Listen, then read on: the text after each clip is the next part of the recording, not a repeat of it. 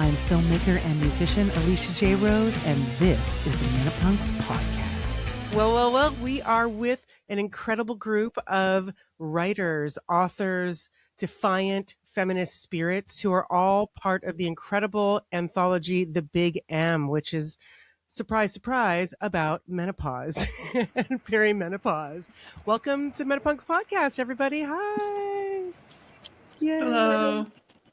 Hi. I want everybody to introduce themselves, but before we do that, I'm just going to say that The Big M is a brand new book that comes out on January 26th, and it is an incredible anthology of really important, awesome, moving, defiant, painful, blissful stories that really, I think, cover an incredible breadth of experience in what menopause and perimenopause is. And Lydia and I spoke just a few weeks ago, and we talked a lot about it. And I thought it would be wonderful to have a group of you guys, you gals, you people on the podcast to talk about it and read a little from your stories. And then also we can just, talk some shit about what's going on.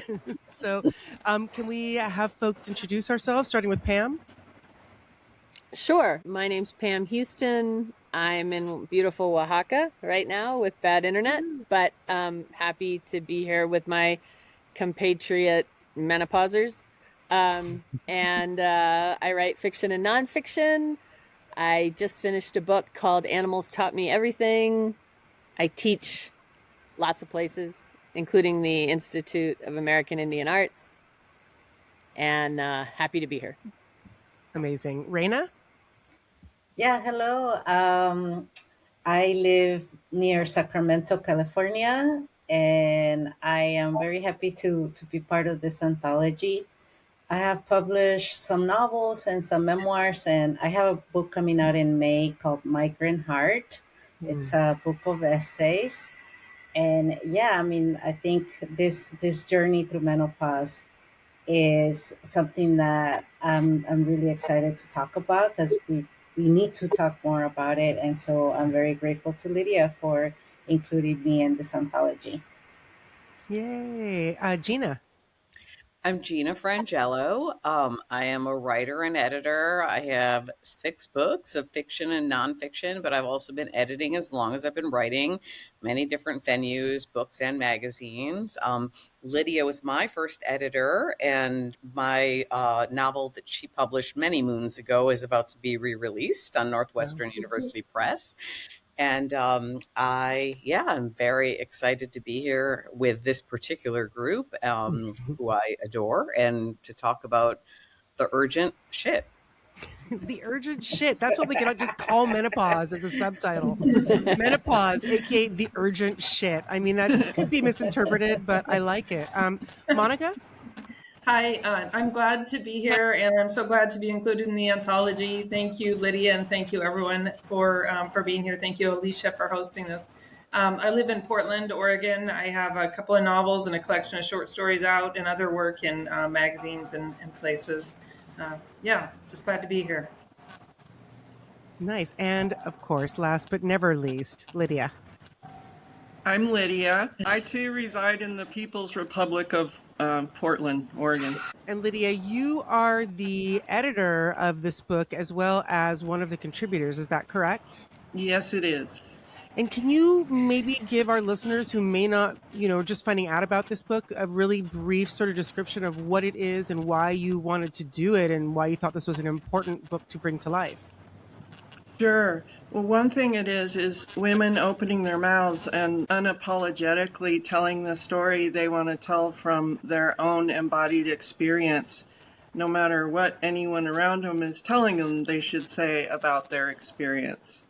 And that it happens to be kind of centered or orbiting around menopause means a lot of us are at a point in our own life stories where we'd like to sit down and say a few things.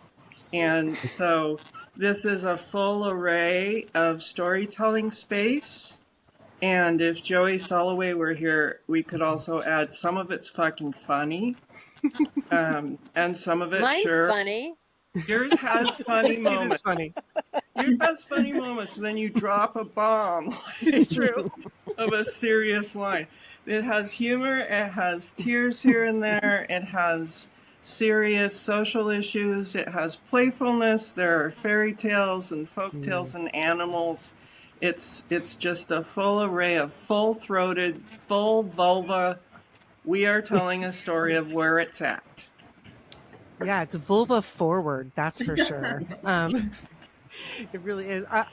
Thank you so much for being the cosmic force that channeled this with all of these incredible voices. You know, this space has been a hot mess for a really long time, as we all know. The menopause space, the perimenopause space, even just the womanhood space, let's be honest. And there are just not enough stories, and there certainly aren't enough stories about menopause and perimenopause. And when reading this book, and I read it all, I loved it. And one thing that really struck me is there's so much humor and there's so much grace, but there's so much fucking suffering. And what we go through and what we have kind of learned to put up with or have to put up with in the face of everything is just Herculean, over and over and over again. I just was struck by every single story and how everybody has a story of what they had to overcome. I mean, they're never simple stories. Sometimes they're funny, sometimes they're bittersweet, sometimes they're tragic. And we figure it out anyway, right? That's just who we are as women, resilient creatures. But enough from me. I'm not the writer.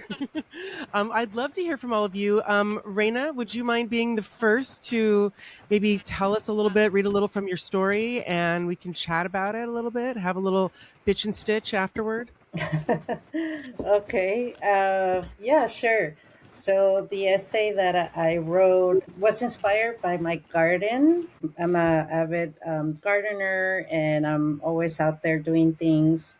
And I ended up writing an essay that's written in 3 parts. The first part, I talk about the lessons I learned from my peach tree about motherhood and the burden that women carry. And then the second essay was about the bees that came to live in my house. I had a swarm of bees, and I had to get a beekeeper to come and remove them because they made a home right on my outside my dining room. And so I talk about the aging and what I learned about queen bees.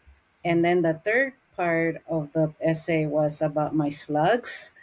I write about how I wanted to get rid of the slugs in my garden because they were eating my plants. And so I did some research, and I got the idea to put out bowls of beer, because slugs love beer and then they drown, and that's one way to get rid of them.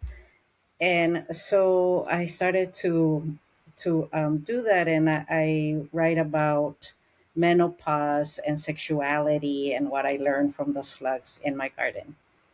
So I'm gonna read a few little snippets from that essay. Great. Between 10 p.m. and midnight, instead of cuddling with my husband in bed, armed with a flashlight and a stick, I roam my garden.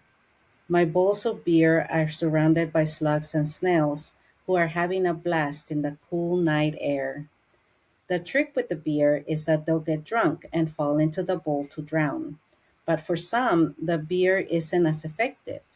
Instead of waiting for them to get wasted enough to fall on their own, I use a stick to help them to their happy death. Then I return to bed where my husband is sound asleep. I lie awake for hours, just me and my night sweats, and I feel like going back out to the garden with the slugs and letting the damp midnight breeze cool off my sticky body. Beneath the moonlight, I'm captivated by the mating rituals of slugs and snails in the garden, a slow, deliberate dance of connection that unfolds in the cool night air. When they are in heat, the slime of slugs contains pheromones that let the others know they are on the prowl. All the horny slugs have to do is follow the slime, and a slippery seduction ensues. When two lovers find each other, the foreplay can last for hours. They nibble and wiggle, they bite, they entwine. Theirs is a mating ritual of mutual pleasure and reciprocity, where they exchange sperm with the partner. After a nocturnal tryst, feeling equally satisfied, the two lovers go their separate ways to both become mothers. In our younger years, there were times when my husband reached for me and I was too exhausted and preoccupied to respond, teaching, wrangling the children and taking them to their extracurricular activities and doctor's appointments, cooking, cleaning, gardening, and then squeezing in precious time for writing, plus the occasional book reading and school presentation was utterly exhausting. Those nights when my husband needed me, I didn't exaggerate when I said I was tired. Bearing the burden of housework and childcare can leave women with little energy for intimacy. I suffered anxiety over this, internalizing it as a personal sexual failing. The fear of disappointing my husband, of making him feel rejected, haunted me. This sense of inadequacy has followed me into my middle aged years, where my complicated relationship with desire and sexual angst is now compounded by the changes brought on by aging and menopause. Slime is the secret weapon of slugs and snails. It helps to deter predators and protects their fleshy skin from desiccation, keeping it moist and supple.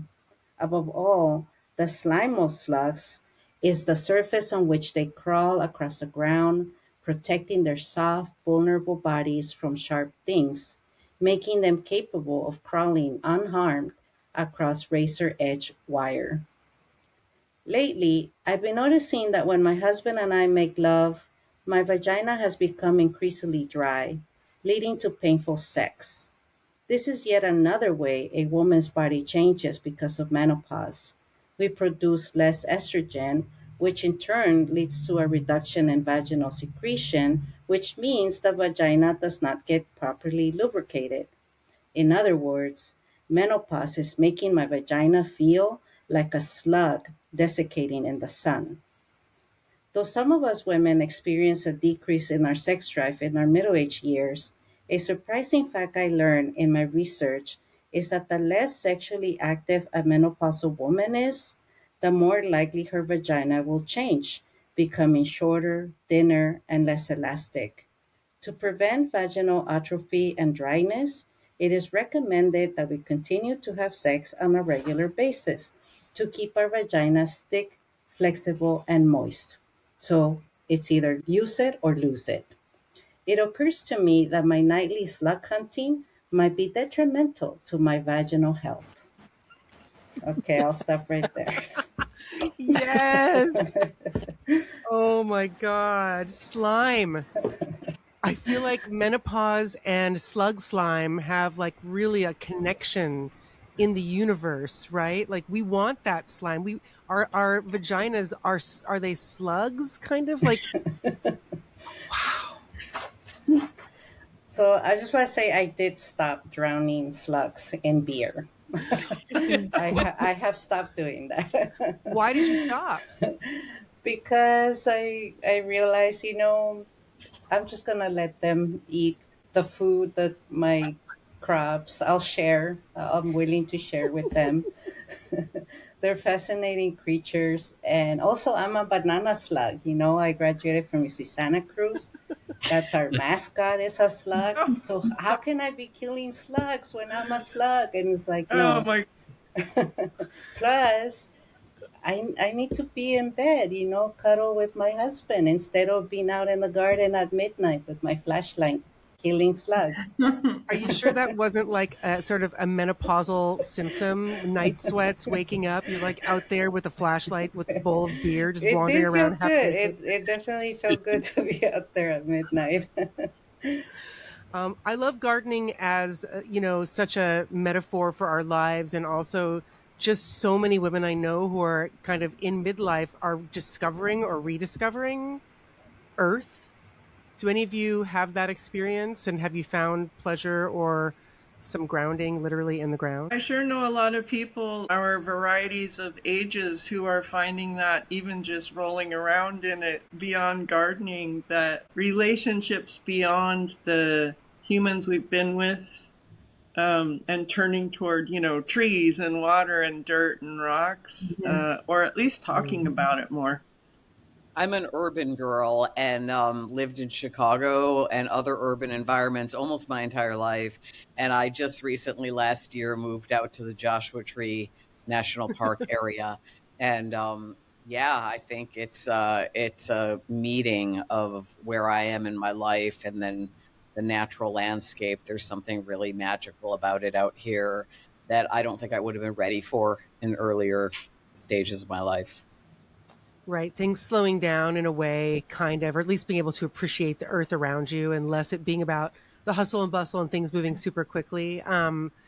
But using it or losing it, let's talk about that for a minute. I think that that's a really important thing. And, I totally know what you're talking about because I happen to have gotten to, now I'm married to my husband, but really when I was 48, 49, after not being in a relationship for many years, and I think I slid in under the wire for using it and, sort of not losing it.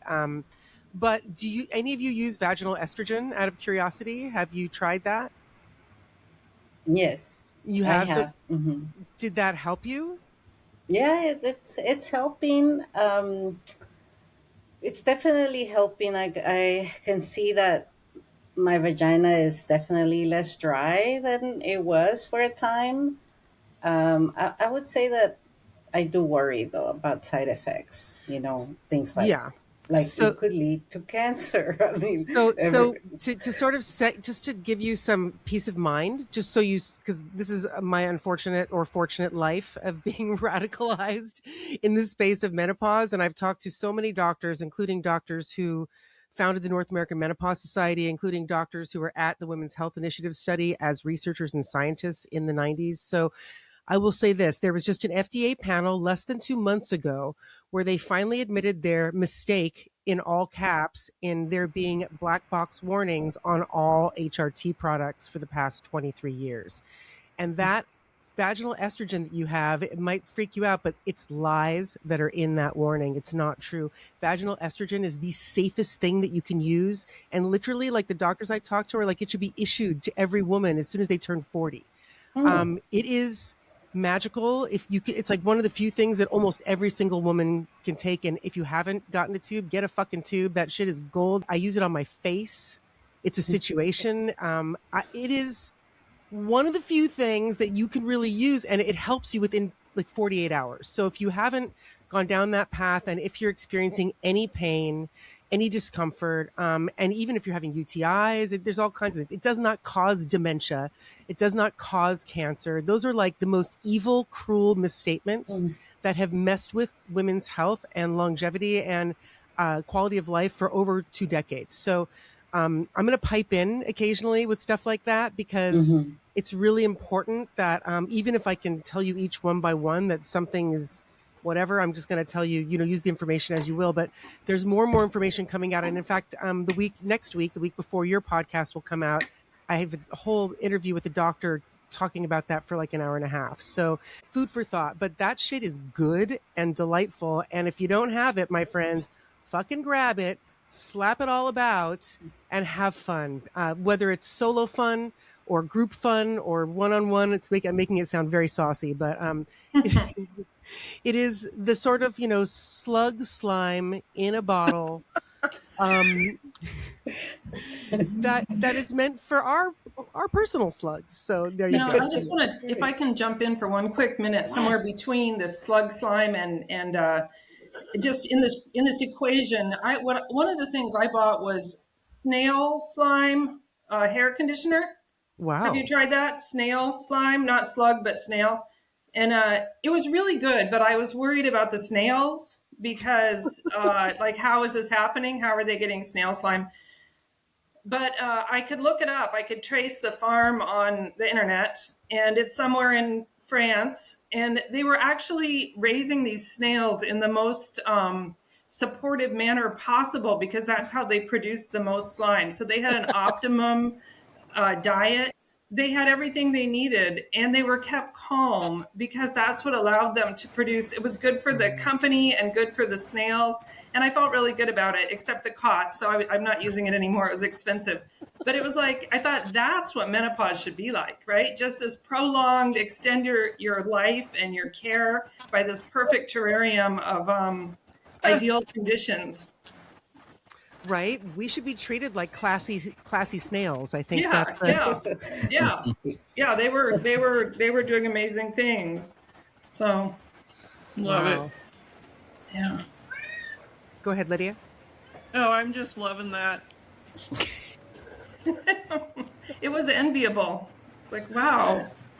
I love it. Well, look, vaginal estrogen, just one more time before we move on, is a fucking miracle. And what isn't a miracle is the black box warning that has been inside that beautiful tube for over 20 years. Women have gotten it and they've never used it because they open up that 4-page intimidating thing that says that this cream can lead to probable dementia.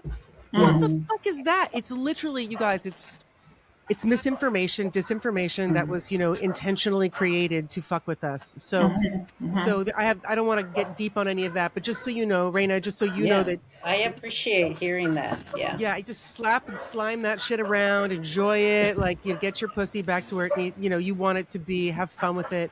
It's a miracle. So wow. But your story is so wonderful, and I love that you equate it to nature. And one thing about that vaginal cream, and it's made by yams. I don't know if you know that, but all the bioidentical hormone stuff is all vegetable and derived. So yams and soybeans, which is kind of wild. So that's where it comes from, in case you're wondering. It's not actually from slugs or snails, even though it is slimy. Any other thoughts on Reyna's story before we move on? It was really beautiful. It's a beautiful, beautiful story. If I took a poll, the ratio of women on HRT therapy in the book would be about 70-30. But if 70 who are using, about 30% of us not. But if this book had been published 10 or 20 years ago, the number would be completely different. And just also a shout out for some people who go through menopause are going to face UTI hell on earth, and that's what happened to me.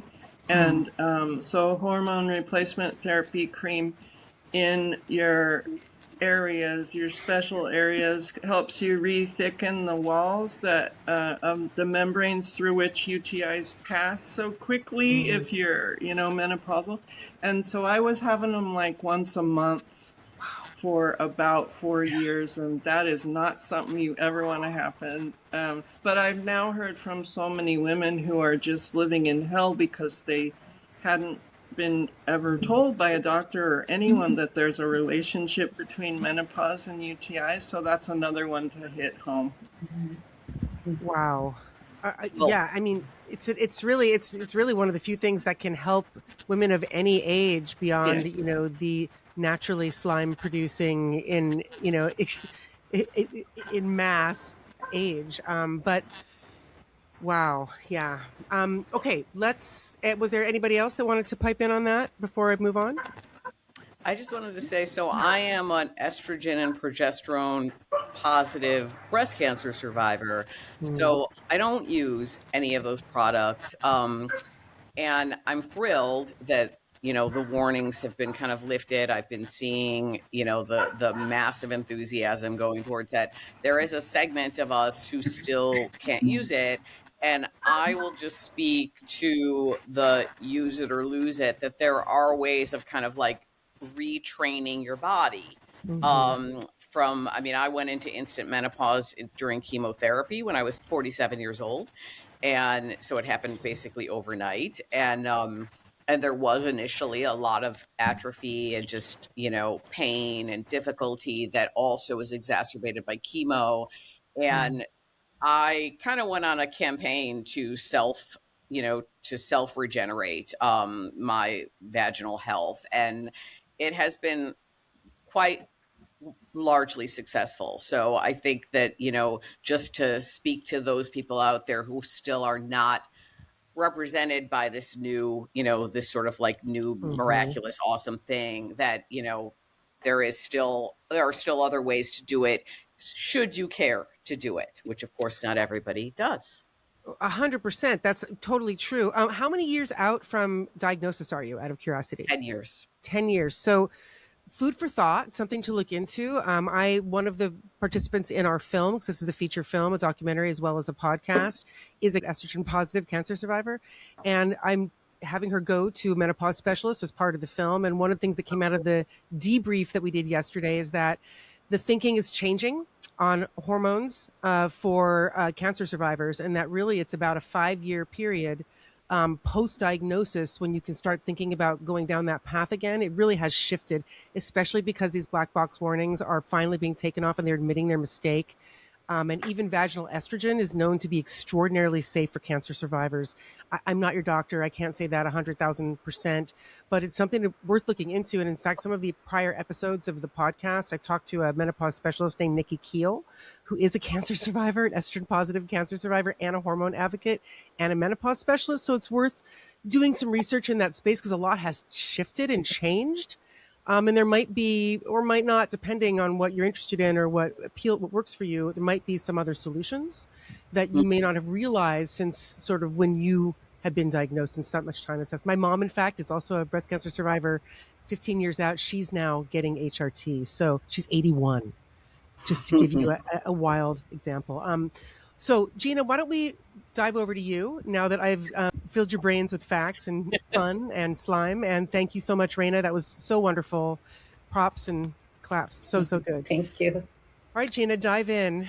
So my piece is called Ride, and it does it talks about what it is to be thrown into instant menopause during chemo, while going through cancer treatment, and in my case, while also in a new relationship after a divorce. And so we're back in around 2017 here. The piece kind of takes us almost to the present day, but I'm going to read like a bit of what was going on then. Rob and I originated as friends and confidants, progressed to co-conspirators and partners in crime, and throughout our affair, I was ruthlessly and radically honest with him about my every thought and action. Now, here we are, finally a real couple. No need to hide in the shadows anymore, no need for lies. And yet I find myself incapable of articulating that since chemo brought on my premature menopause, the walls of my vagina feel inflamed and sore every time he enters me, either missionary style or from behind, or that when he rests too much of his body weight on me or flips me on my stomach, I harbor an intense fear that my reconstructed breasts will explode. Also, the eradication and rebuilding of my immune system during chemo seems to have accelerated my previously mild osteoarthritis, such that my left hip is now bone on bone, full of bone spurs and cysts. Between that and the aromatase inhibitor I'm on that squelches any residual postmenopausal estrogen straight out of my body to keep it from further feeding my breast cancer, if Rob makes even the slightest attempt to do anything like spank me, it feels like he's plugged my hip directly into an electric socket and not in a hot way. And so, in the months between my cancer and his Chicago move, our sex life has slowly tilted towards my taking a dominant role with ever-increasing frequency. Before my cancer/menopause, we had a highly fluid dynamic that when power exchanges were included, probably skewed 60-40 towards my being in the submissive role. And we also had plenty of intense, transcendent, so-called vanilla sex. These days, though, I crave control.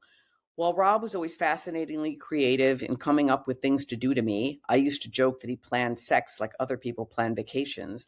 Abruptly, I find myself taking charge of every sexual encounter before he can act on any of his ideas that might not work for my new precarious body.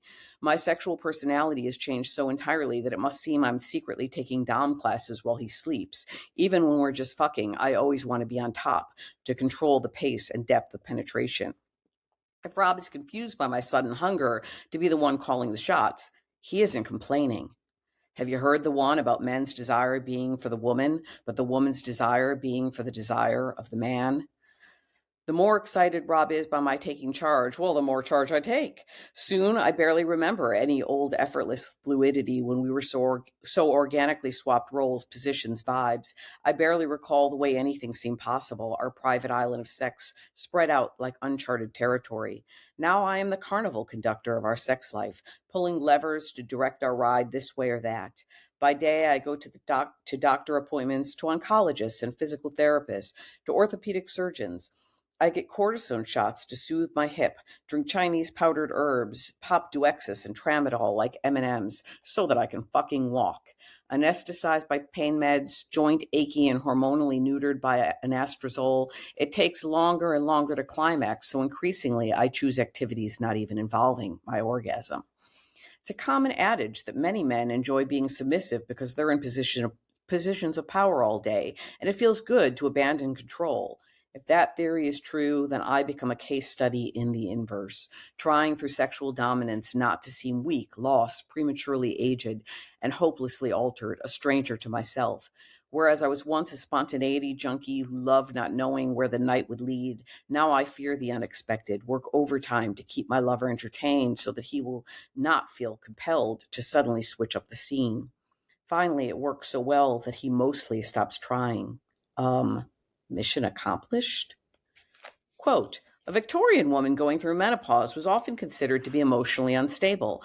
During this climacteric period, she might well have been prescribed leeching or bloodletting from the ankle. Her doctor would have advised against reading novels, going to parties, and dancing. For a 45 to 50-year-old Victorian woman, an onslaught of instability and madness was considered inevitable. End quote. It is early 2008, and I am at the pain clinic where I've been coming for some months. My hip is disintegrated such that I have only a few inches range of motion in any direction, and I'm in constant pain that sends sharp jolts through my groin when I walk and radiates all the way down my outer leg to my ankle when I'm sitting or lying. I've just urinated into a cup for drug testing because to be prescribed pain medication here, you must be test negative for any other kind of drug, even CBD, which I'd like to take for my pain, but had to stop because it can show up as THC. My pain clinic doctor is about my age, and sometimes he is chatty and even a bit flirtatious with me, but today he has a younger resident with him and is all business. I'm here to make a case, here with my drugless urine, here with my chemo-gnawed hip, with my left leg so weak that I have to ascend stairs on my ass and hoist my leg with my hands to get into my SUV. I am here today on a mission, and my desire is simple. I want to be taken off tramadol and given a higher or more frequent dose of Norco because the tramadol, I explained to these two men, one young enough to be my son, makes it virtually impossible for me to orgasm. I looked it up, I say. Being a researcher, I am also that patient who never adheres to doctors' advice to stay off the internet. Tramadol is sometimes used for men who have premature ejaculation. The resident mutters something about having never heard about tramadol being used that way. I don't tell him that I gave a couple of pills to a friend of mine whose husband always comes too soon, and that she called it a godsend and is at this moment trying to figure out a way to get a prescription. I stay quiet and non-threatening. Being non-threatening is important at the pain clinic, where there is always some out-of-control man screaming at the receptionist, where people lose their shit because they can't get as many pills as they want. I am 5'1", nearly 50 years old, and a cancer survivor and mother of 3. My urine cup is all good. Nothing threatening about me. I explain, sometimes the tramadol makes it really take a long time, where it's kind of project orgasm, and other times I can't climax at all. The doctor, who sometimes flirts with me, smiles, makes eye contact, and something in me relaxes. Maybe all I had to do was ask. Then he says to me with utter seriousness, despite the smile on his face, well, are your orgasms really that important? Wow. So, are your orgasms really that important? Spoiler, yes. Yes, they are. Spoiler! Wow. Fuck. Mm-hmm. Just the misogyny that is so fucking baked into the medical establishment and the fucking world is so out of control to even have to look somebody in the face who just is like, you should just sacrifice your entire sexual well-being for survival. That comes down to what is quality of life. Right. Yes. What did you do? How did you? Well, I mean, I had a hip replacement and then I had another. So I am now on the other end of both of the casualties of chemo in my hips. And so I'm no longer on any kind of pain medication and so on and so forth. But I wasn't going to get any help from the medical profession other than surgical intervention, which, I did need and I'm glad I got. So as kind of aforementioned, I went on a self building up campaign, right? I had read Use It or Lose It. I knew a bit about that. And so we eventually, I ended up being really honest with my partner, then partner, now husband, and, you know, coming clean that I was kind of trying to perform sexual okayness. And we started really training my body to be able to kind of handle more progressively. You know, I've written friends about how I'll spare you all, but but you know, ultimately, once I had my surgeries and came out the other end and wasn't on as much medication and chemo was well and out of my system, my health did largely return, and I was very lucky in that regard. I was also exceedingly determined because, you know, I had kind of started this brand new life. Yeah. And I was not about to let all this derail it. Yeah, your story, I remember reading your story and being like, God fucking damn it. Like, just when you're started, like, yes, I found a partner I'm totally jamming with. We are getting it on. And it's like the best sex you've ever had kind of partner. It's so rare to find people that can be there for you on that level sexually. And then to have to go through the journey of cancer and then almost like rediscovering your body again and retraining. That's, I mean, in the immediate menopause, there's, you know, that's a journey. I think women also are so conditioned to feel guilty about everything that, like, we can literally feel guilty we have cancer.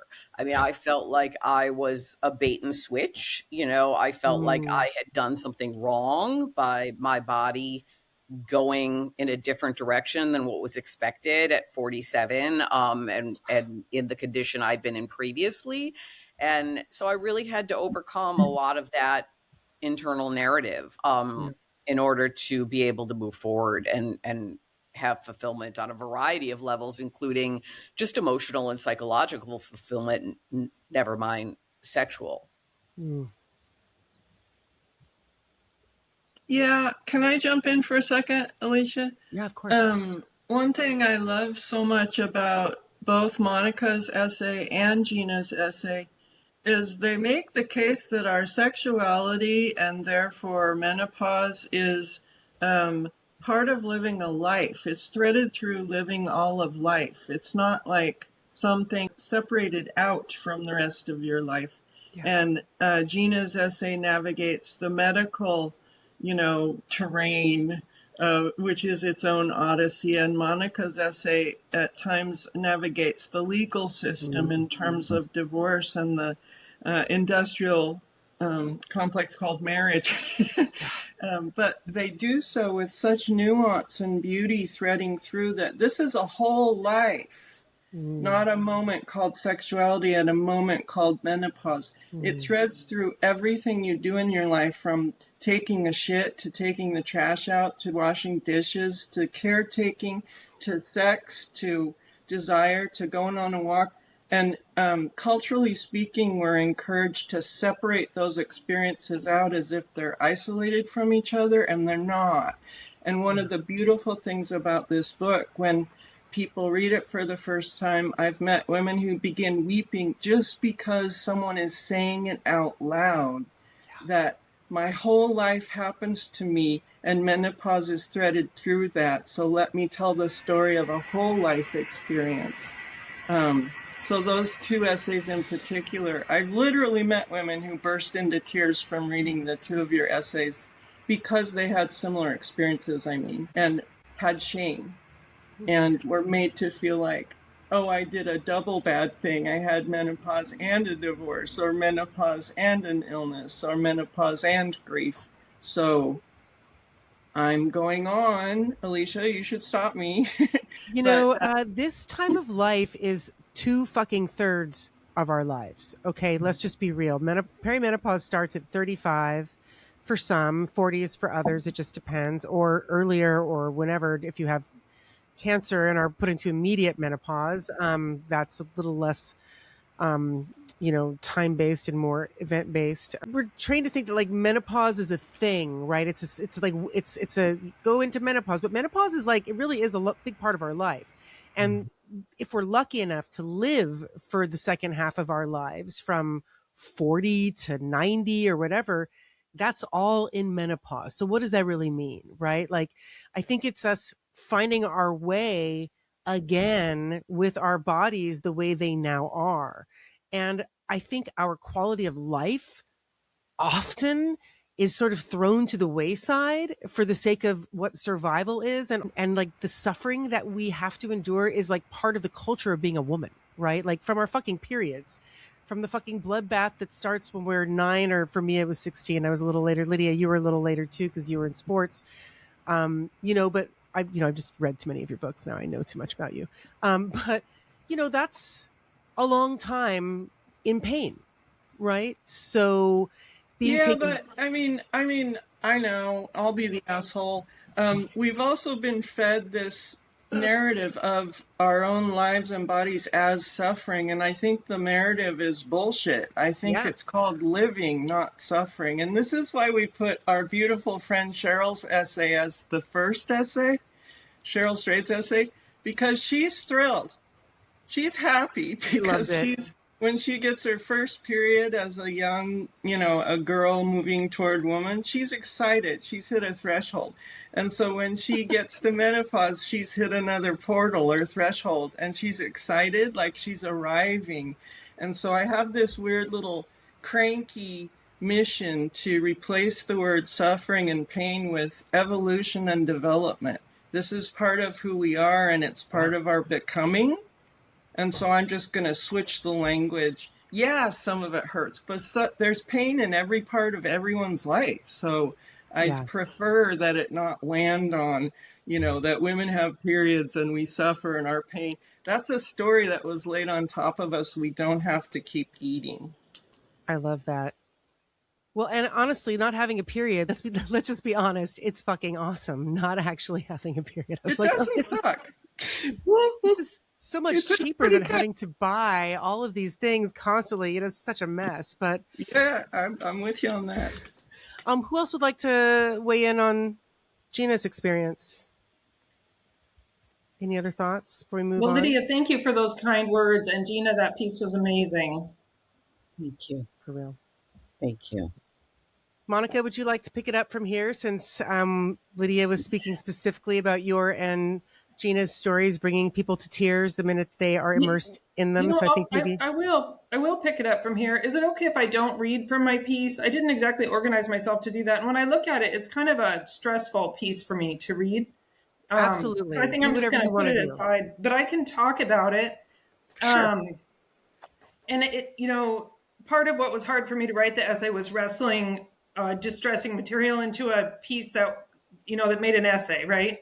That's always part of the challenge. You say you have this big sprawl. So even now I kind of feel that, but I just want to say that my life was climbing, was moving upward. Things were good. Things were going this way, but I was aging and menopause cut in, but I was still fine. Like, I didn't feel like I suffered from symptoms. I powered forward. All was good. Raising my kid, working as a professor, writing my books, all that.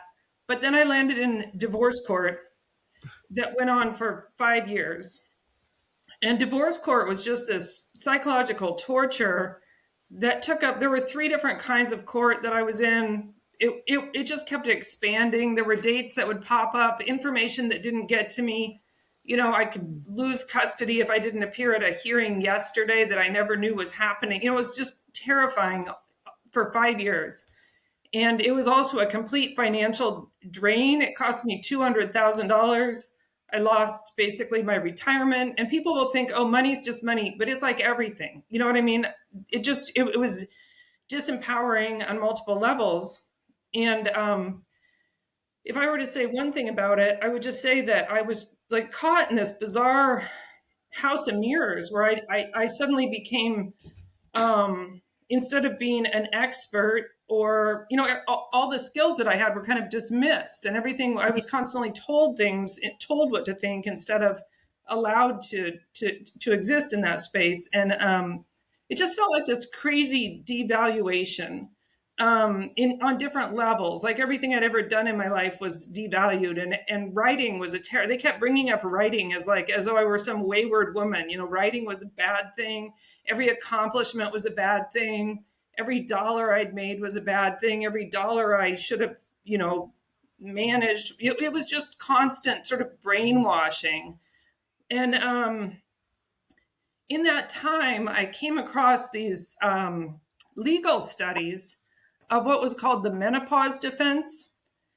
And it was 100-year history of basically devaluing menopausal women in the court system. And the way it was presented as the menopause defense made it sound like you could use menopause to defend yourself somehow.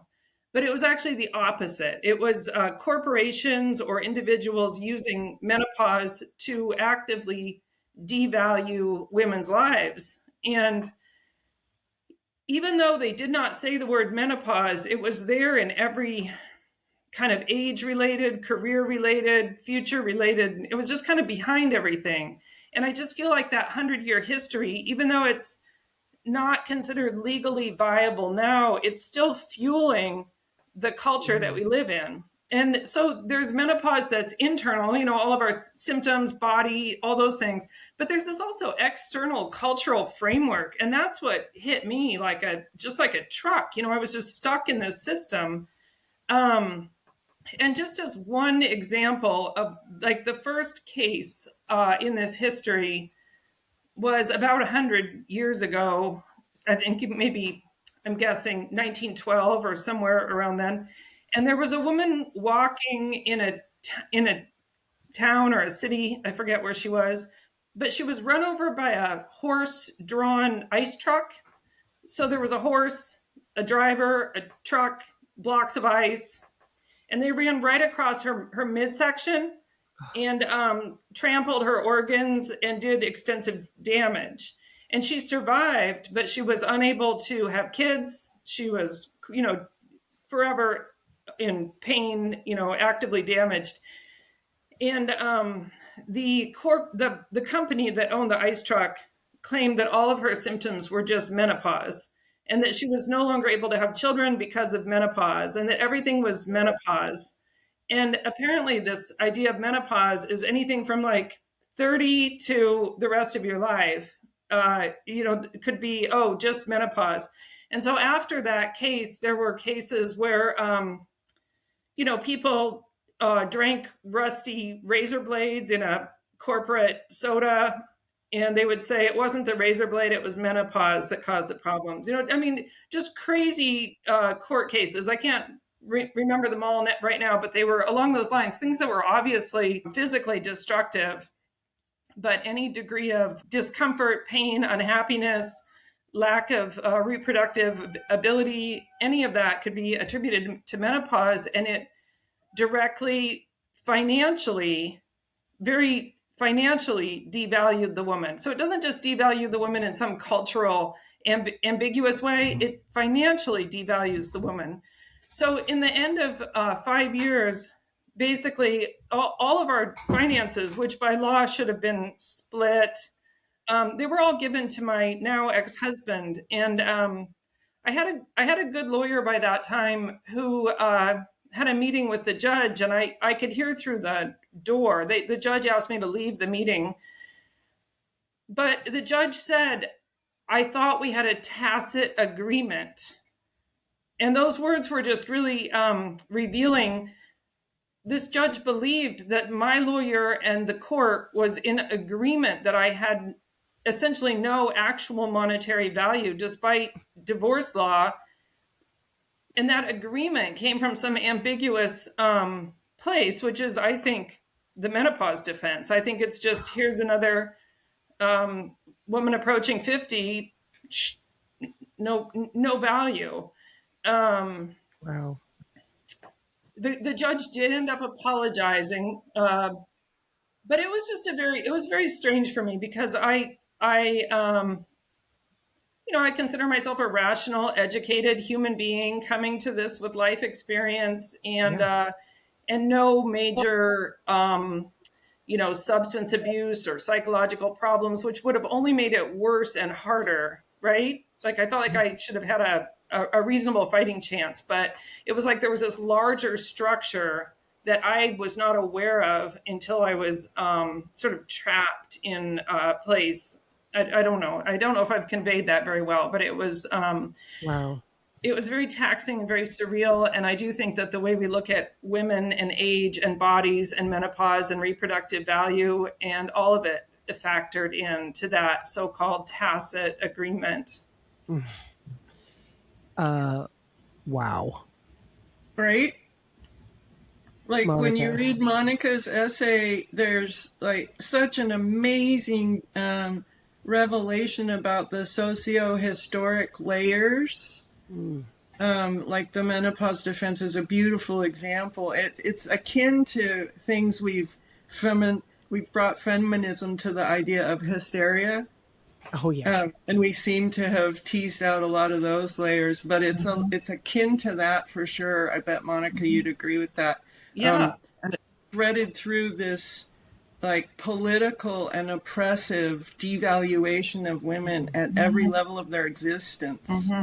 And so that's a key feature to the story. In the book, the story goes around in a circle to kind of capture more than one way we understand it and how it's used in us and against us and around us, and doubly important to let us tell our own stories about it.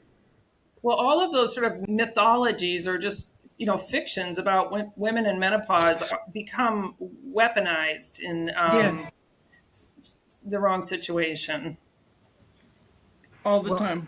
And that weaponization is all over the place. It's in the legal system. It's in the medical system. It's in the political system. It's in the social system. That's right. That's obviously why we all together need to overthrow the government and take over.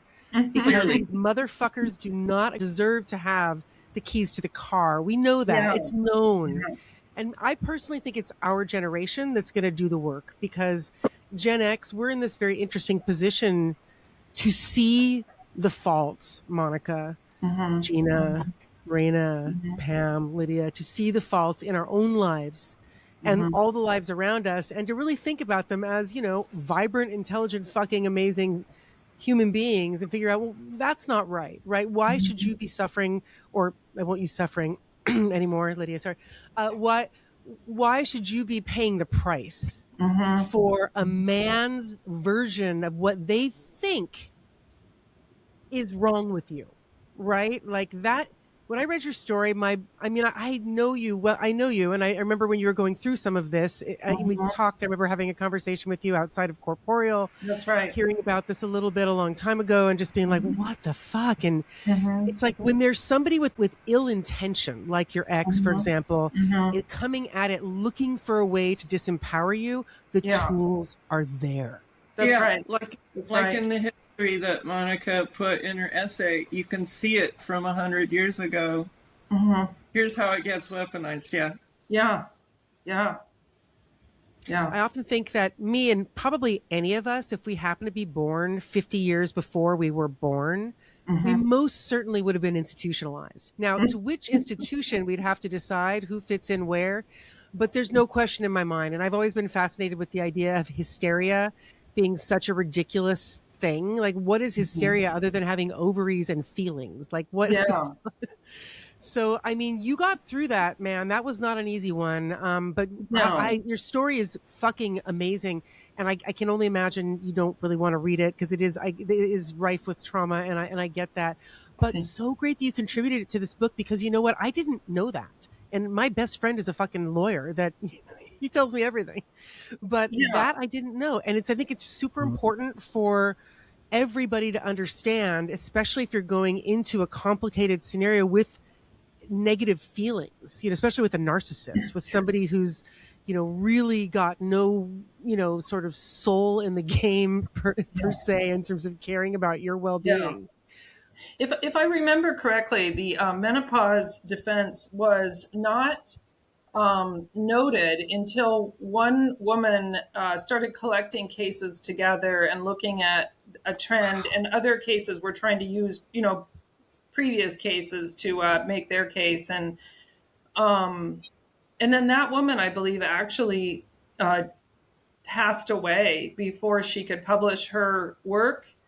I think I might be getting this wrong, but I think it was cancer, and her teaching assistants picked it up and got it published. So it took a few women's lives just to do that, a series of women working together to get that research presented in a way that it could be noted, so that someone like me could say, what the hell is happening, and start getting a framework for the darker side of a cultural conversation, really.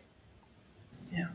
We need to turn the menopause defense into a warning system for women to have different tools when they enter into conflict legally. That's right.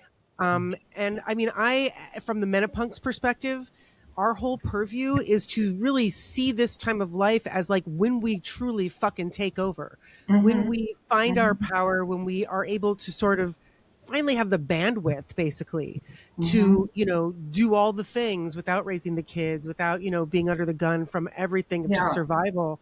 Yeah. And we're going to do it. Whether it's with HRT or not, we're fucking doing it. And it's super important to understand things that are so ingrained, like understanding that HRT, all that stuff is misinformation about HRT causing breast cancer, like understanding that the legal system literally is stacked against you. With the menopause plans over the age of what, fucking 35? What the fuck? I think it was about 35. Yeah.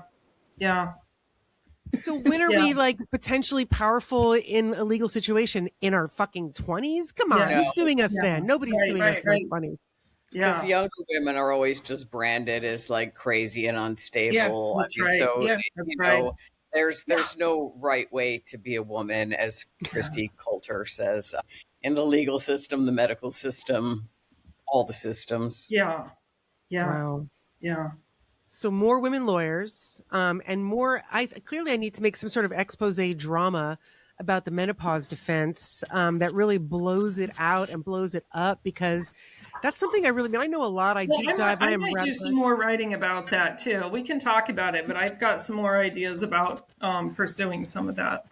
All right, let's talk. So. All right, let's talk. I want to make the movie. Let's have that conversation later.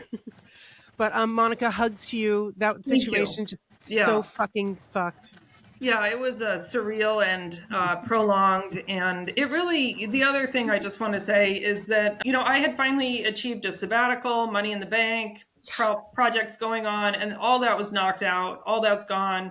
The sabbatical was wiped out, and that was by design, by my now ex-husband's, rage. But the other part of it that was, a little concerning in its other way, and maybe this is idealism, but I do feel like my own life experience of going through menopause was kind of overshadowed in some way. Like it was not a time I could tune into my body, because I had to be so cerebral all the time. I had to be thinking all the time about how to get through every week, and how to take care of other people at the same time. And it just, in terms of honoring our own humanity, I think it's just really culturally wrongheaded. Yeah. So do you want a menopause redo, just so you can get the good stuff out of it? I do. No, I got you, girl. I don't know what I want, but I just want to say that. I guess that's all I want, is to say culturally, it was being hit by an ice truck at the same time for 5 years. Not as bad as that one was, but you know what I mean? There should be room to feel your body moving through life. Just these structures that are set up that we're expected to live in all around are not my preference. Fuck all those structures. That's what right. I say. That's fuck right. the patriarchy. Fuck the structures. Fuck the rules. Fuck the menopause defense. Fuck all that shit. Yeah. It is really just not okay, and we're going to change it. It's not that it has to change. We are going to change it. That is my mission in life. Not as a person who's going to change the law, but all of us together, being conscious about understanding what these things are, how they are obstructing justice and livelihood and happiness and peace in our lives. You are one woman, how many other people are paying the price for this? Yeah. You know, without even knowing that that's already stacked against them because they happen to be over the age of 30 fucking 5. Like, that's just. And you know, there are things just like, I was having hot flashes on the stand, right? Well, and that doesn't look good. It looks suspect, or like if you don't say menopause, then it's like, why is she sweating up a storm and drinking her water and trying to get out of here? But if you say like, sorry, this is menopause, right? Then it's like a different dynamic, I guess.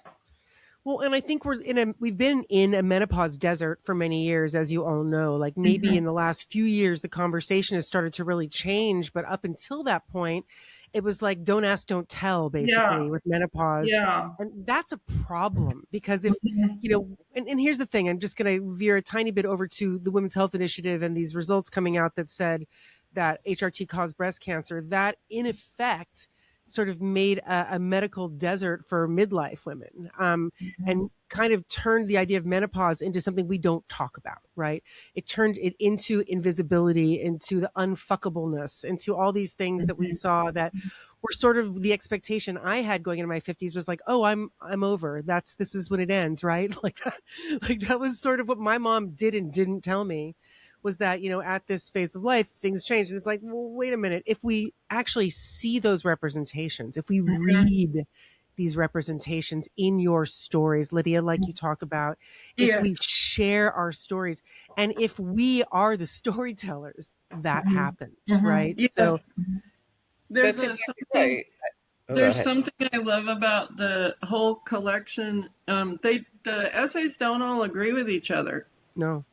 And it's not a medical advice book, and it's not this is the right way to do menopause book. It's an array of stories that make the experience alive in story space. And you all know this about me, I think story space is a cultural revolution space. So that's why I love that the stories are so different from each other.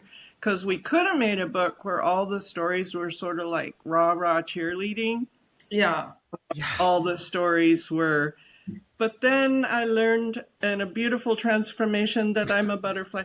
And not all the stories do that. I was not down with that idea. So this is a book that breathes and screams and cries and sings songs and laughs all together.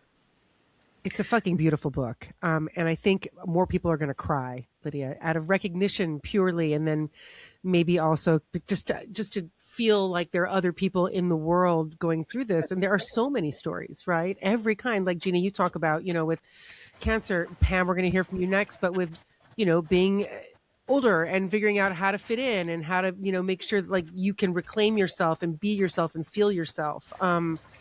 That's something we're all dealing with, but it's super important to hear all of these. And I love, Lidia, that this collection is so diverse, that there is really a diaspora of menopause and perimenopause experiences in so many different cultures and with so many different people. And, you know, we have been, like I said, in a desert for years and years and years and years. But now that shit is getting like slug slimy, Reyna. We're going to take like the slimy slug juice and we're going to smear it all over the fucking universe. And we're going to get everybody juiced up and like, you know, ready to hear about menopause every fucking day. Cause that's how we do it with Gen X. Am I right? Well, I think that, yes. When people don't know that anyone else is going through something like, so if you're going through cancer, menopause, divorce, all at once, you know, and it feels like this is crazy and you feel like you're in this isolating shame bubble. And then, you know, your body goes into like fight or flight or freeze and you're shut down. Right. But then when you hear other people's stories, you know, as Monica was just talking about, like when you realize that you're part of a larger story and that it's not just you and that you're not in the bubble, it's revelatory in a lot of ways that can put you back inside your body because you're not you're not over here just like, oh God, something is wrong with me. Nothing like this has possibly ever happened. And that's what a book like this, I mean, if we all said the same thing, it wouldn't break anybody out, because then anyone who didn't conform to that narrative would be like, oh, I guess this isn't for me. I should still be ashamed. But That's there's a right. lot of different stories, including people who are like, I don't care about what menopause did to my sexuality. I'm over it. I mean, so there's a lot of different valid ways. Damn. Well, I'll just say one thing, which is fuck shame. Can I get a fuck shame from everybody? Fuck shame. Fuck shame. Fuck shame. Fuck shame. Yes, queens. I'm just saying, like, no, just no with shame when it comes to menopause. Like, no, there's no shame in fucking, vaginal cream. There's no shame in, raw dogging, as it were. There's no shame in finding relief or sitting in that feeling, whatever it is that you want to do, however it works for you, whatever way you want to sort of witness your body and your soul transitioning into a freer place, which ultimately is where we are going with that, So fuck shame. Damn. Whew. Anybody else before we move on to Pam? I'm ready Okay. for Pam. Yeah, we're ready for you. Pam it up. Give it to us.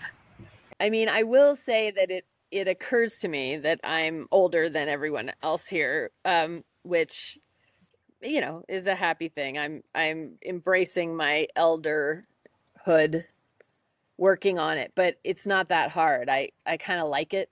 I sprained my ankle 2 weeks ago, and so I've been walking with a cane, and I kind of love it. Like, I've got that cane, like I can put the cane between me and anything I don't like. It's kind of great. But Deep dandy. You're getting deeper into the dandy now. I am. But what I wanted to say is that today a lot of us went to a weaving studio that was run by a woman named Doña Josefina, and it's a women's collective, and she started it in 1990.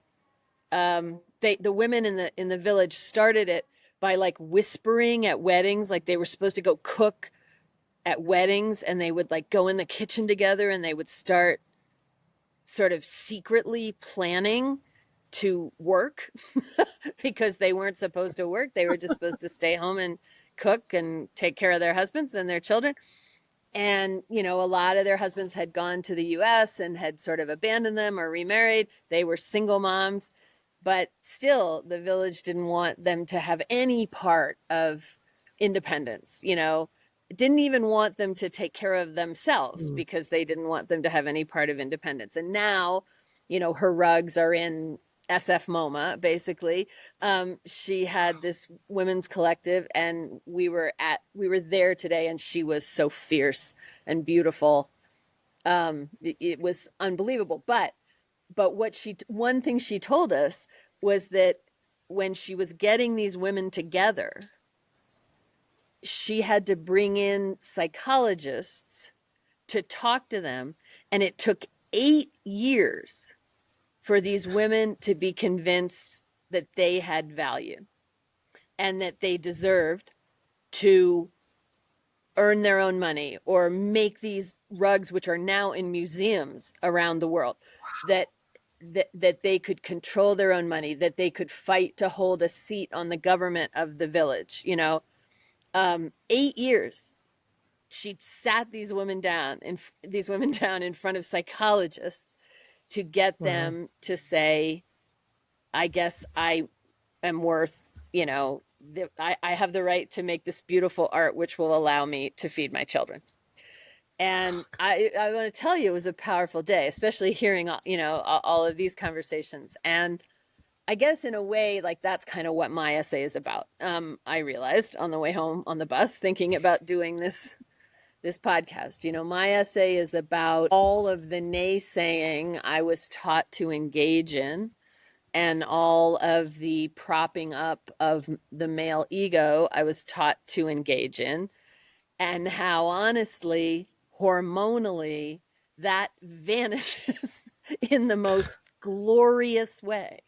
Like, to me, I say this so often to my younger friends. I turned 64 2 days ago.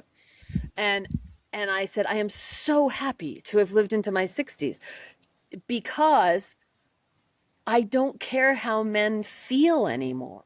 And it feels biological and hormonal. I really don't. I don't care about their feelings. Wow. And I find them so pitifully, desperately needy around those feelings. And that honestly feels like a massive hormonal shift. And Wow. that's what menopause, like full on menopause, 60-year-old can't even hardly remember what tampons are for menopause. That's what it did for me. And I believe that it's chemical, at least partially. I mean, I've had a lot of therapy, like everybody, but I believe it's at least partially chemical. Okay.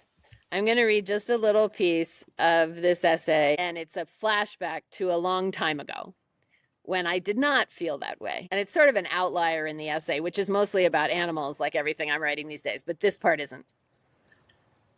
Teaching for a week at the Community of Writers Conference at what is now called Palisades Tahoe decades ago, I was slated to give a reading with the great Gary Snyder on the top of the mountain. Also at the top of the mountain was a platformed bungee jump, and someone had the idea that it would be really cool if I took the leap. This was long before Instagram, of course, but in the same spirit. Community of Writers would put a photo of me jumping on next year's conference program. I was a river guide at the time and generally outdoorsy, so they figured bungee jumping was a natural extension of that. I no more wanted to bungee jump than carve out my spleen with a rusted spoon. I had zero interest in man-made thrill-seeking contraptions, thought them, in fact, obscene, and I had little interest in being the cover girl for next year's brochure.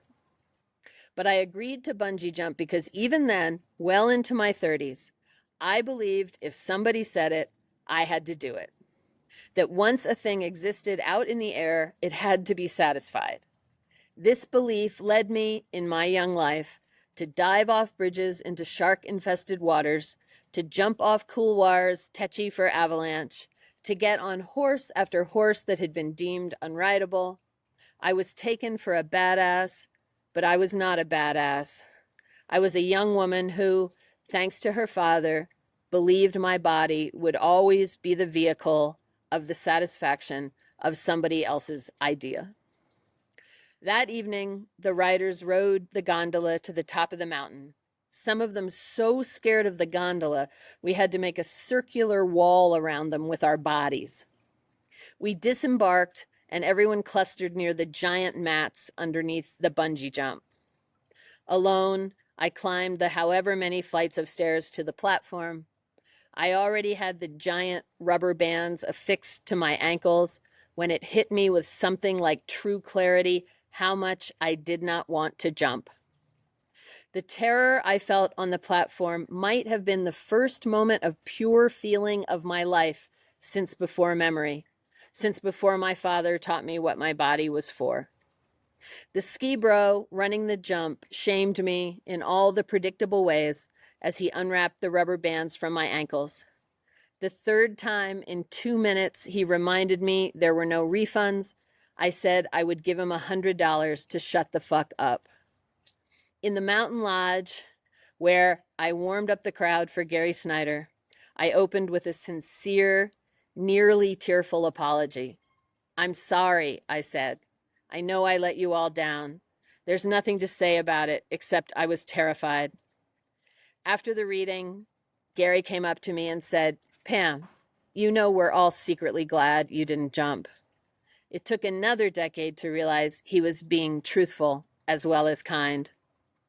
Not long after that failed bungee jump, Drew, my one true therapist, began to teach me a whole new language: pleasure and pain, fear and joy, happiness as well as terror, and the bodily sensations that assisted in their identification. I didn't always get the answer right, but I increasingly knew I was feeling something.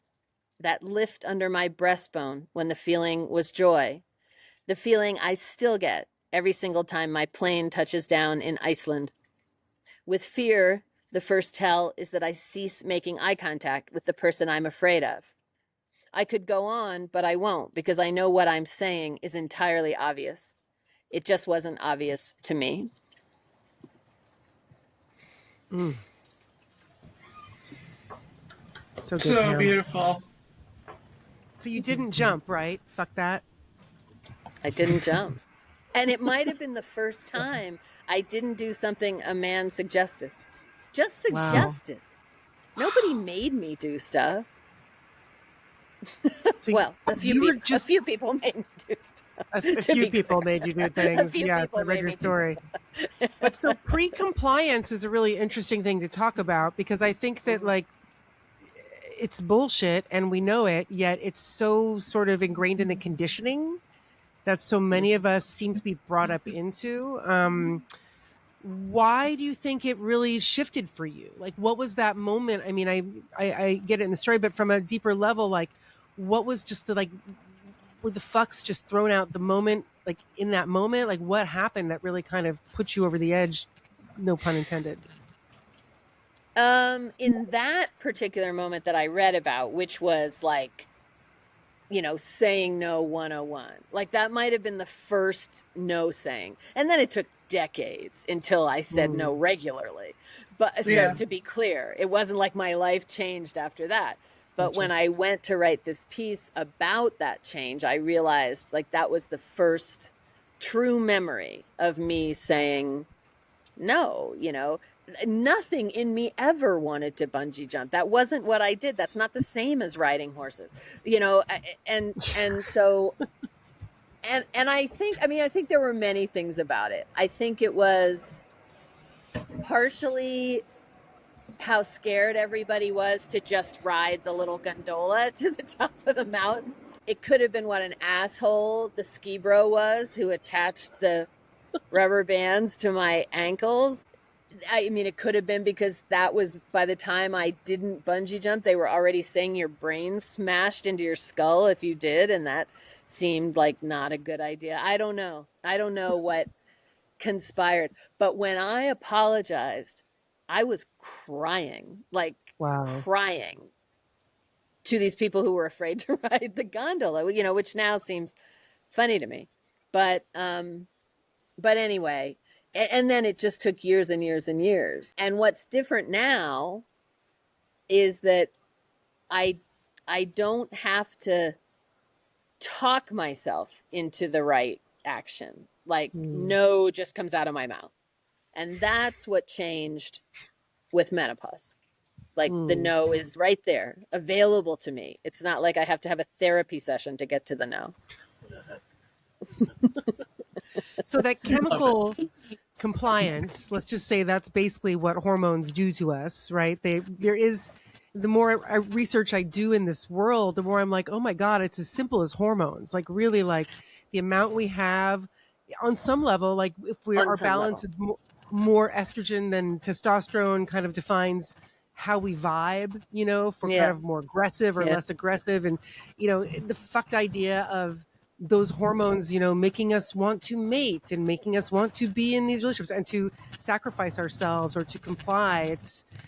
It's obviously biology, but it's also kind of disturbing and yet delightful to know that when we go through menopause, that on the other side, like the one thing we don't have anymore for sure are fucks left to give. That's for sure.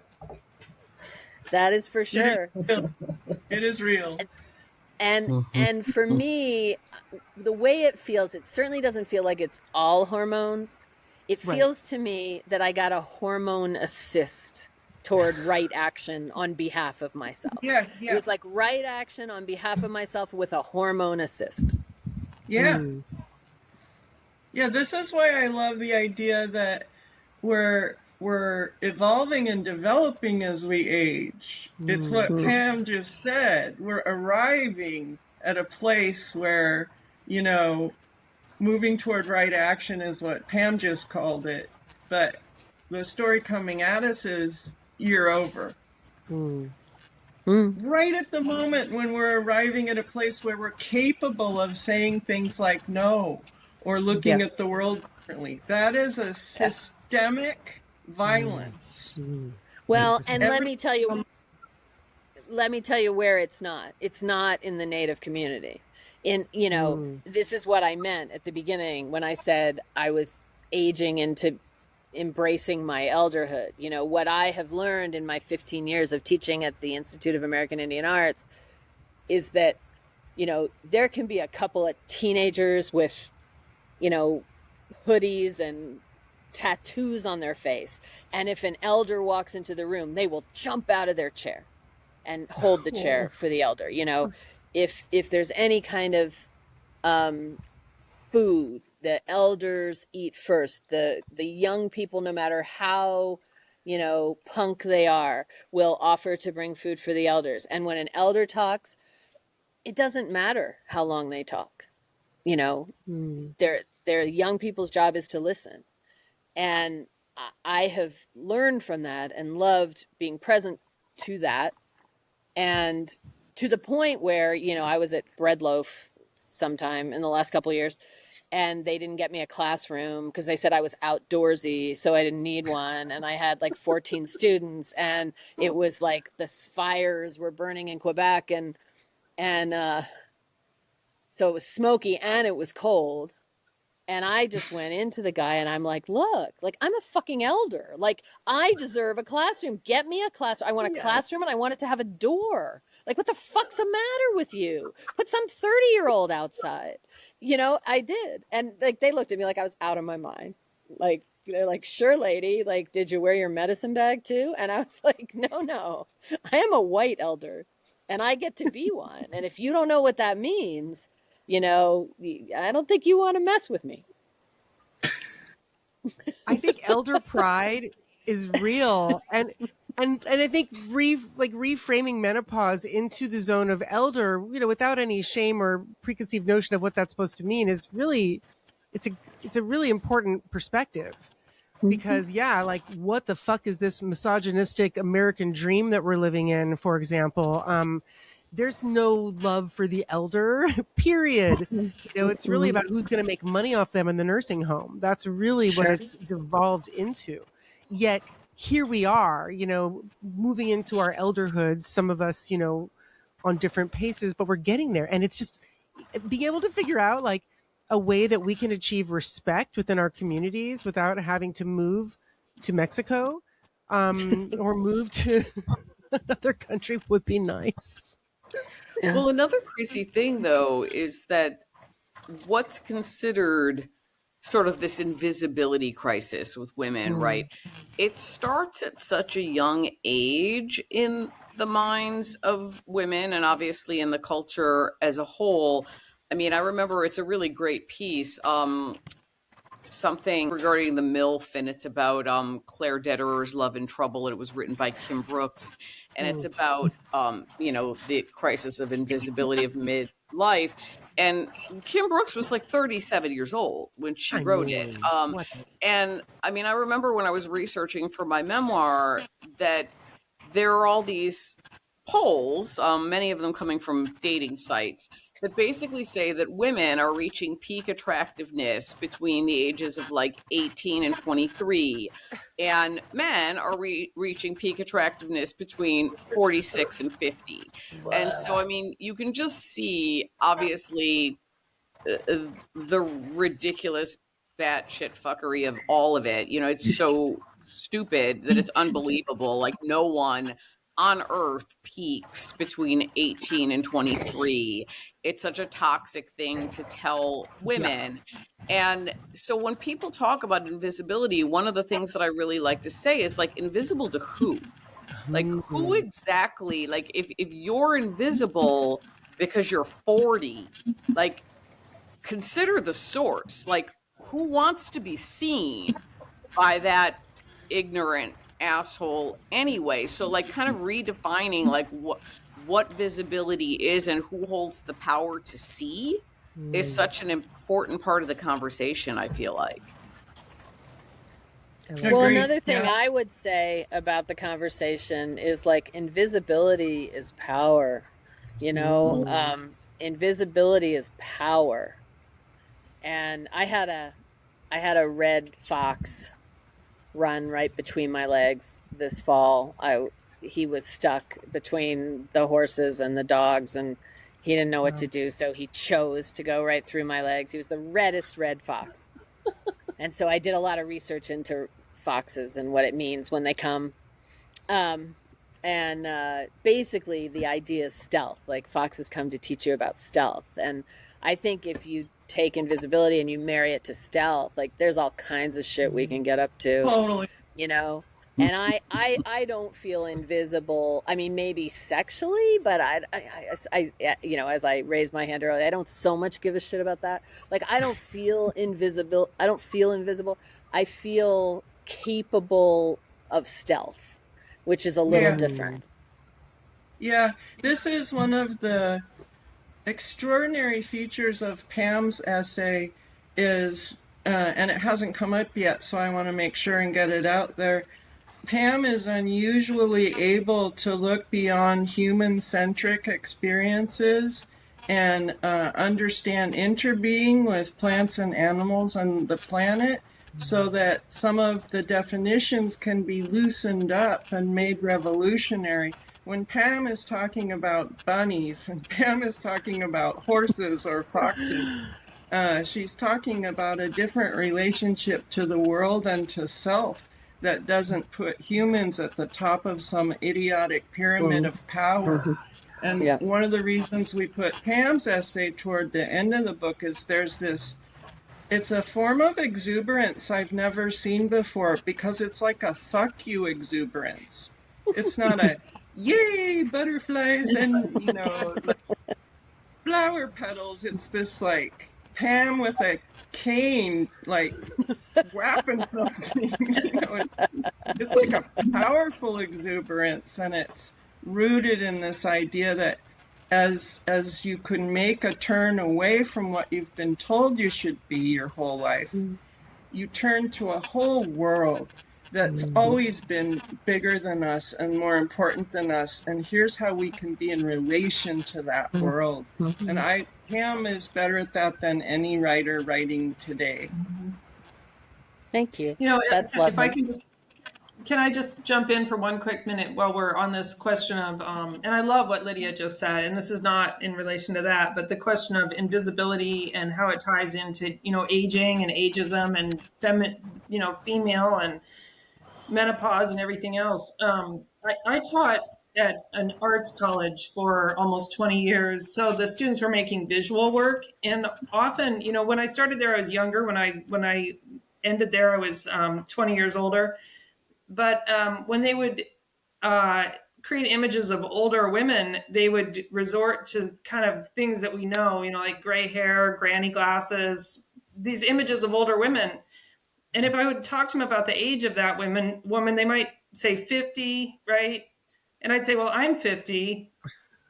And it didn't match, you know? It's like, what's 50 to you? And I don't know if it's invisibility or that some people can't recognize what's right in front of them. Like, I don't think anyone in this conversation would match up with what a younger person was projecting in a graphic design or a animated film to be a 50-year-old woman, right? Because they would go to like a granny, kind of a classic, the stuff they grew up on from. Yeah. There's a something about Reyna's essay that is reminding me of what you're talking about, Reyna. You know what I mean. Reyna's essay in part turns the story away from like aging or ageness or old womanness to growth. Like associated with gardening, and that shift in language and idea from, oh, you're aging, you're becoming the old woman, to the idea that it's growth, which it is, by the way. This is the part of this growth story we're all in, is extraordinary, and that anyone could touch that feeling as they think about their own gardening and when they are and are not doing it. that idea to pull away that it's growth, not grannyism. Love it. Love it so much. Reyna, what do you think about, like, what animal besides the creatures in your garden? And I mean, Pam, your relationship with horses is so mind-blowing reading about that in your story. Reyna, in your world now, maybe post making your story, are there any new creatures or animals that are sort of, you know, inspiring you in this next phase? The animals, I mean, I think I write about butterflies and about migration because, um, as you know, like the monarch butterfly has become a symbol of migration, and we're talking about how migration is not a crime. Um, so the monarch butterfly has definitely been something that I have gotten a lot of inspiration from. But also with migration, like I think a lot about the dandelion as well, because everybody loves butterflies, but when it comes to immigration, you know, I relate more to the dandelion in that the dandelion has been vilified, and people are always trying to eradicate the dandelion from their yards. They're seen as weeds, and they get sprayed with herbicides. But the dandelion is a survivor, and Yeah. it will thrive no matter where it lands. Even if it lands in concrete, it will find a way to survive. Yeah. And so to me, like that is where I find a lot of inspiration, is from the dandelions that I see sprouting up in my yard, in my garden, or in concrete. Because that is how I relate to migration, and that immigrants, we have had to learn how to not just survive but thrive anywhere we land. Anywhere. Yeah. Beautiful. Beautiful. Lydia, are you ready to Yeah. take it home? Oh, sure. I mean, I want to say before I forget, one of the most beautiful compliments I ever received in my life was from Pam Houston, who said about me while I was standing next to her, you can't make Lydia do anything she doesn't want to do. And it's true. So I've taken the say no thing a little too far, but it's so striking to me that learning to say no is such a big fucking deal for so many women. Like, it shouldn't be that hard, but it is. And we know why. And I'm just going to read a little teeny thing from the introduction, because in the interest of time. But I really like this phrase we came up with, which is, "This blood is mine again." To keep it tied to the body, and a history of where our blood goes and who gets to talk about it. So I like that phrase a lot. Make no mistake, we are here to unapologetically share our Big M stories. We're reclaiming and naming our Big M stories in the face of prior stigmatizations and shame holes. We hereby break all the dams and restore the stories. Some of the stories will make you laugh or cry or hold your breath. Some of them you've never heard before. Others will have you nodding your head, yes, yes, yes, please keep telling that story. Some stories will cull histories, cross cultures. Others will chart a path. You may sometimes feel counted or curious or compassionate. Some will illuminate bold new possibilities and change our way of thinking about our own bodies and life and choices or the planet or animals. One thing all stories and storytellers have in common: we are here to show you how many ways there are through. We are here to remind you that you are not and never were alone. And then we go on. But that's about community, right? You built a community within this book. I mean, how did you, when you went about curating the book and finding these authors, are they all folks, did everybody know each other ahead of time, or were you sort of like lurking as you do? How did you find folks and what drew you to them? Oh, well, if you've met me, I turned in a list of 200 names of women I was positive had to be in it. And it would have been like a tome. Bring it. Like I didn't even have to research. I wrote down from memory like 200 names. Well, it has to be this person and this person. And that didn't work. Like they said no. And so I went in with core values. Can't all be white. Can't all be from only America. Can't all be from the same socioeconomic class. Can't all be biologically essentialized women. Can't all be straight. Can't all be the same age. The oldest person in the book is Julia Alvarez, who's in her 80s. I forget which year, 82, 84, I can't remember. And the youngest person in the book is in her 30s because for medical reasons, she was induced early. So I brought the core values, and then, we made a distillation process of who was available to. Yeah. Sometimes it's not the right time for someone to be able to work on an essay. Like Joy Harjo wanted to join us, and it wasn't a good time. She couldn't make it work, but she said she would yell about it, and help where she could. So it was like distillation, core values, and who was able to say yes right away and just kind of hit the ground running. But there are so many stories to be told. So this could hopefully just be the first of what becomes a serialized anthology, because, these conversations, they've got to happen, and they are happening, and they need to happen more and more and more and more. And this is just the opening salvo, as it were, of the Big M. They're coming. There are books all over the globe that I noticed are coming. So we're just participating in a larger chorus of books that are emerging, and films and paintings and all forms of art. Yeah, this is, I'd like to point out, I do not believe this is a moment, as they say. Menopause is having a moment. I think that is reductive. I think that, as we all know, menopause is not a moment, although it technically is actually literally the day that's like a year after you stop bleeding. That's what technically menopause is. So maybe that's the moment they're talking about. But the phase of life that we're in, it's truly like most of our lifetimes. And I think that right now, because Gen X, but also the lost generation and millennials and all kinds of folks in that sort of middle zone, we're all dealing with it or have just dealt with it or kind of figuring out what the hell's even going on with our bodies. It's right there in front of us. And as we're living in this ridiculous political landscape where people's rights are being violated on every level, whether it's with immigration, whether it's with bodily autonomy, whether it's with, there's in every way we can possibly think about, we're being disrespected, right? So it's the most important time to be the loudest we can be and to tell the stories in as big a framework as possible to as many people as can hear them, and to encourage their stories too. And you, Lidia, we know that you're a community builder. You can't help it. It's your kink.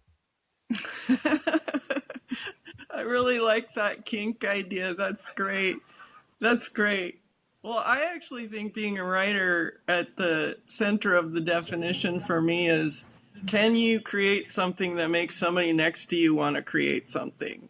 And so it's always my hope that whatever we're doing, it's doing that.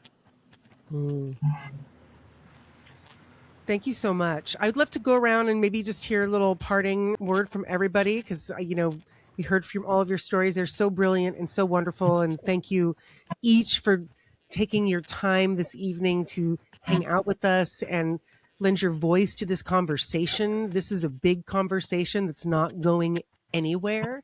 And you lending yourselves to it and contributing your stories are a part of that. And it's really powerful. And I think that there's going to be a lot more people crying and feeling seen and feeling joy when they experience the Big M, which comes out on January 26th. So let's start with Reyna, since we started with you before, kind of like in terms of your future as a menopausal badass, in terms of your storytelling, in terms of your journey, in terms of your vagina, in terms of whatever is coming next, like what do you see for yourself, and how do you see yourself bringing more attention to this space and giving more credence to this time of life and having it expand out of you? How do you see that? Kind of a big question, but wherever you want to take it. Yeah, no, well, first of all, I'm definitely going to be using my vaginal estrogen cream more without any of that fear that I was having, and I'm going to slather it in there. Get in there. But yeah, no, for me, like, this is an exciting time in my life, and I'm really grateful for all the women in my life that have encouraged me and supported me and inspired me. I'm really grateful for Lydia and the rest of you here, and Pam. I'm really gonna take the words that you said earlier to heart and make it my mantra, where you said the no is right there available to me. Like I'm gonna type up those words and put them up in my office so I could look at them every day to remind myself of that. So thank you for that. I love that. The no is always available to me. Was that the full quote? The no is right there available to me. Yeah. Yeah. All the no's, all the fucks out the window.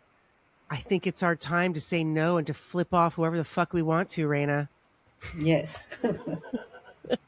I guess, within reason, I suppose, these days. But oh, thank you. I appreciate that. Gina, let's hear from you. What are your future thoughts? So I live now in the wild desert, and it's fantastic. I definitely am in a place in my life where I'm, tapping more into the natural world. But in many ways, I also feel like my life is quite similar to what it's always been. I don't have kids at home anymore. But, I'm as passionate about writing, editing, the psychology and power dynamics of sexuality and relationships, about politics, about being embodied as I always was. It shifts, it grows, it evolves. And one of the things to me that is important about this stage of my life and writing at this stage of my life, and this is kind of in my essay, is that I feel like we're writing, whether or not we're parents, we're writing to kind of both our mother's generation and our daughter's generations. As we are having these conversations, my mom's a big part of my essay, and I feel like I and many Gen X women, our mothers died at a period of time where it's like they had led their entire lives sort of believing there was going to be a certain progress, and then died at a point where it seems to all be being snatched away. And I feel like for many of, I have 3 kids and, ages 25 and under. And for many of them, this sort of lack of progress threatens to become normalized. And I feel like the people of our generation, all overlapping marginalized people, really have an important job to kind of lift up our voices, because we remember a time when it seemed as though we were on a nonlinear arc of progress. Yeah. And I don't think we can give it up, and I don't think we can make it normalized that it's not. And I think we have to basically take the losses that our mothers and our foremothers suffered, and we have to bring that forth and keep going and keep it alive and make that not be the legacy that the next generation inherits. Snaps, Gina. And one thing, just to interject a little bit, to kind of go back to the 2002 Women's Health Initiative release study, the results that got released saying that hormone therapy caused breast cancer. The boomers, our mothers, were truly in the crosshairs of that. So they were the ones ripped off of hormones if they were on hormones. And they were the ones who were like kind of relegated into the sort of annals of history of you don't matter. It went from, like you said, a trajectory of upward like mobility. Really, the 90s were all about that. And we as Gen Xers, we were part of that. We were in our 20s in the 90s and we were like, oh, feminism is cool. This is happening, and hormone therapy, if you look at it, actually, there's a trajectory of how popular that became through the 90s and all the way through. And then when it stopped in 2002, it really kind of, that progress stopped with it in a lot of ways. And it kind of leads us to the moment we're in politically, where we're nowhere to be found, really. We're not in any real big power where we need to be in order to make the world we want to live in, and the world that we do live in, and a world that sustains us and sustains the people that we love. So there's, I am not a conspiracy theorist, but please take a moment and listen to some of the other episodes, because we go into all of that. And I really believe there are threads that connect all of like what has happened with why our mothers specifically are fucked and didn't get to have the good stuff and didn't really had to sort of compromise, and why we are paying the price, not only with our own hormones and the battle that exists within getting access and information, but also with paying to have them in homes. And, our mothers with consistent UTIs or dementia or Alzheimer's, these are all known as women's diseases. A lot of them start in midlife, but really manifest later in life. And a lot of them are straight up hormonal deficiency diseases. So something to consider. There's a 23-year period that kind of sums up that lack of progress that I see from my zoomed out purview, is why I'm doing all of this at all. Because I'm like, holy shit, we got fucked. Our mothers got fucked. We got screwed so hard. There was a crime that was committed that we didn't even know was happening. We were violated without our consent. I mean, that's usually how violation happens, but but in terms of sort of understanding that something happened, we didn't know, and we still don't really know.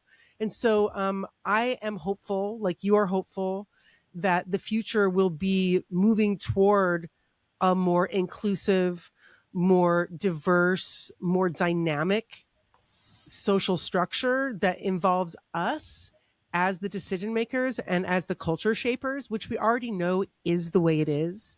But now we have to bring everybody else up to speed with us, and we have to change the medical system and the political system to meet us there. So, I mean, sounds easy, right? That's my little spiel. Monica, where are you at for the next phase? Well, I am in some ways still getting my feet under me, but I'm really glad to be back and writing. And I look forward to reading from this book toward the end of the month with Lidia and Cheryl. I'm excited for that, and I want to support this project as much as I can. I hope to see Gina in March. That would be great. I'm just here to engage with things that bring me joy and hopefully help change that landscape that you were just talking about: political, personal, sociological, environmental, physical, healthcare. The whole picture just keeps speaking up. Just glad to be here. And like Gina, I don't feel that much different from, I always feel like myself, like my whole life, I feel like myself.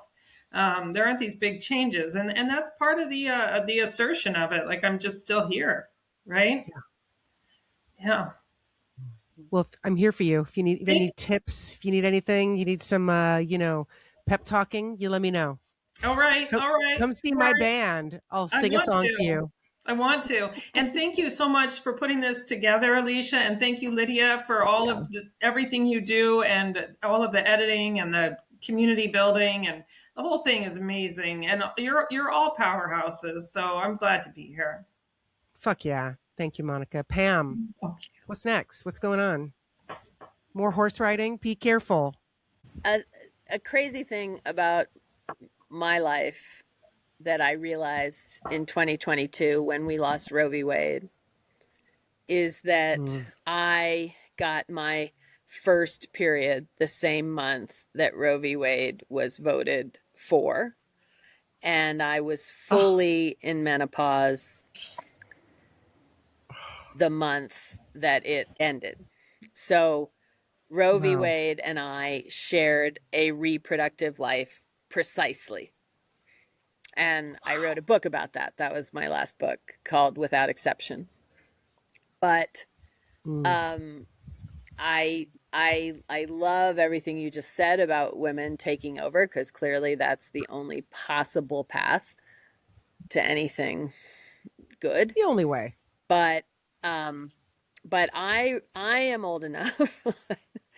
I am old enough that when I turned like 14, I got an American Express card because I remembered that women couldn't have them. in the 60s. Women weren't allowed to have credit cards. So I think we're in for a massive fight if we want to keep our rights. That's what I think, let alone making things get better, let alone women obviously moving into power because the men have proven how bad they are at it. But I think we're in a massive fight in the United States to keep the rights we have. And I think it's truly an all hands on deck moment. Absolutely.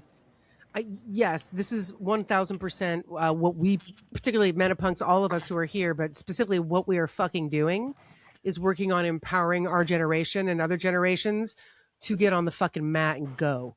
Because that's what it's going to take, and it's going to be scrappy, and it's going to be ugly, and guess what? It is going to be bloody. Maybe not the blood that we used to have. It'll be, you know, reclaiming our blood so we can fucking rip their eyes out.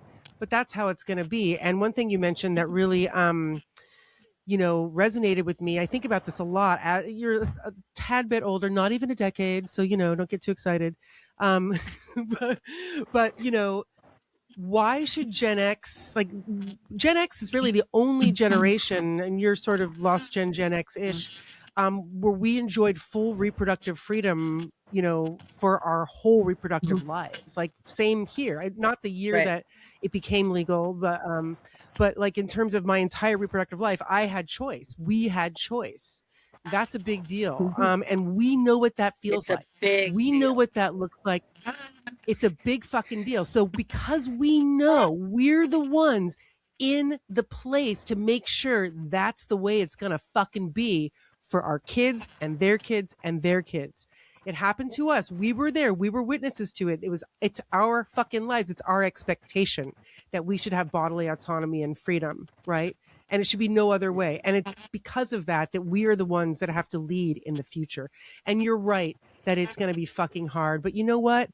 Let's fucking go. That's my perspective on the whole thing. And whether it's finding acupuncture or meditation or hormone therapy that helps you, you know, not feel the worst of your symptoms, or your vagina doesn't fucking dry up or whatever, you know, like, you know, for me, it gave me my energy back to do this. I would not be doing this if I wasn't on the other side of hormone therapy, period. And the reason I'm doing this is because once I got into the other side of that, I was like, oh, this is what they're afraid of. They're afraid of us in whatever way being in our full fucking power, not being ashamed, and being ready to fucking fight. And you know what? They're not making a good case for themselves. Let's be honest. You know, pedophilia, violence, murder, misogyny. Like, where do we go from there? They keep painting themselves into a corner that's darker and more nefarious every day. And I mean, the only answer, as you said, Pam, the only answer that's really left is women and non-binary people and trans folk and people of color. And that's it. And the reality is that's the world we're actually living in. They're the minority. We're the majority. And we have to remember that. They can try to gaslight us and make us think that they're the ones in power.